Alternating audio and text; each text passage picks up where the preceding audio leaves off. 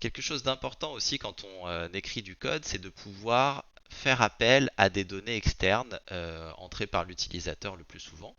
Donc pour ça, il y a trois méthodes. La première méthode, c'est de lancer le programme avec plusieurs données à la suite du programme. Comme ça, le programme sait quelles sont les données avec lesquelles il doit tourner. La méthode 2, c'est d'exécuter le programme, puis à un moment donné, stopper le programme, s'arrêter, demander à l'utilisateur de rentrer certaines données, par exemple un nom, un prénom, une date, un âge, des choses comme ça, récupérer ces données et reprendre l'exécution du programme. Et enfin, la troisième méthode, c'est de lire directement les données dans un fichier externe. Alors la première méthode, on la voit ici, donc en fait, elle utilise integer parse int, integer.parseInt, pour pouvoir lire un entier et le stocker dans un nombre. Donc comment ça marche en fait? Vous allez pouvoir lancer votre programme avec un argument et le récupérer dans votre programme, ici stocké dans la variable nombre. Alors je m'attarde pas vraiment là-dessus parce que on va pas du tout utiliser ça en inf1 et c'est plus pour votre culture personnelle. Et donc il y a parse int, mais il y a aussi parse double et on peut aussi parser dans différentes bases. Donc ici par exemple en base 16. Nous, ce qui nous intéresse le plus, c'est la méthode 2, donc la méthode où on va arrêter le programme pour demander à l'utilisateur de rentrer un nombre, un prénom, que sais-je. Alors, comment ça marche? Déjà, important, si on utilise cette méthode, donc si on veut que l'utilisateur rentre des données dans le programme, il va falloir commencez votre programme par cette ligne de code, donc import java.util.scanner. Ça veut dire qu'ici en fait on importe la bibliothèque scanner dans notre programme. Donc en fait la bibliothèque scanner ça va être un ensemble de fonctions qui ont été déjà implémentées par d'autres gens pour pouvoir lire des informations en particulier que l'utilisateur peut rentrer au clavier. Donc ensuite, on a le nom de notre programme, la fonction main. Donc je rappelle, la fonction main, c'est le point d'entrée dans votre programme. Ça veut dire que quand l'ordinateur exécute votre programme, il va directement dans la fonction main et il va effectuer les instructions qui se trouvent dans la fonction main. Et seulement celle-là. Alors après, là, il y a plusieurs lignes de code qui ont l'air un petit peu obscures. Il n'y a pas besoin forcément de toutes les comprendre. C'est juste des choses à connaître un peu par cœur. Donc la ligne 4, scanner sc égale new scanner system.in.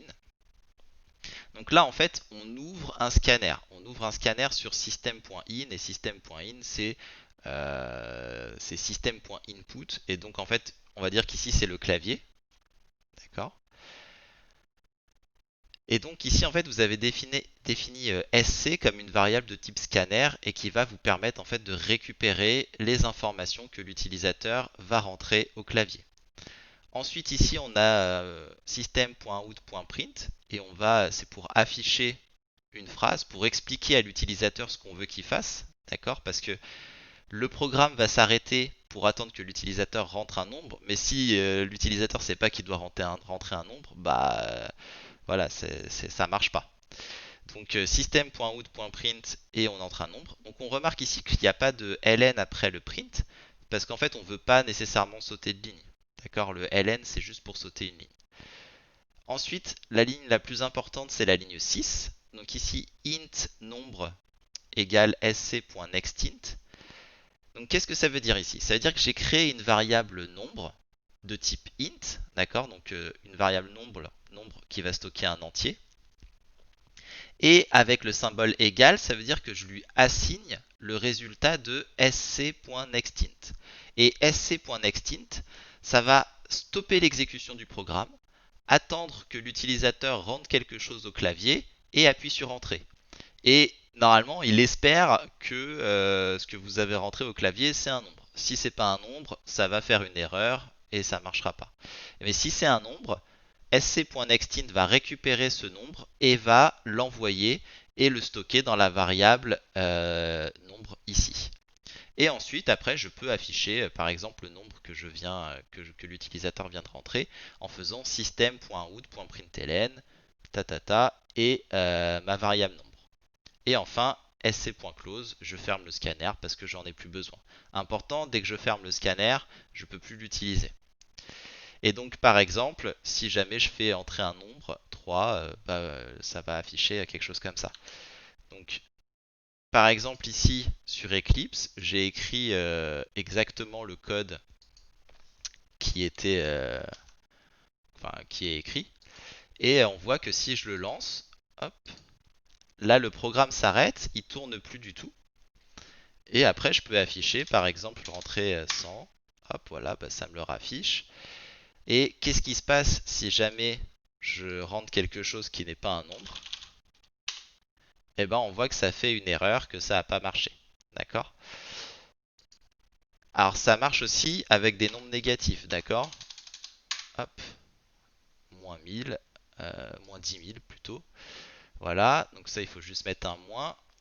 Et par contre, bien sûr, si on rentre un nombre trop grand,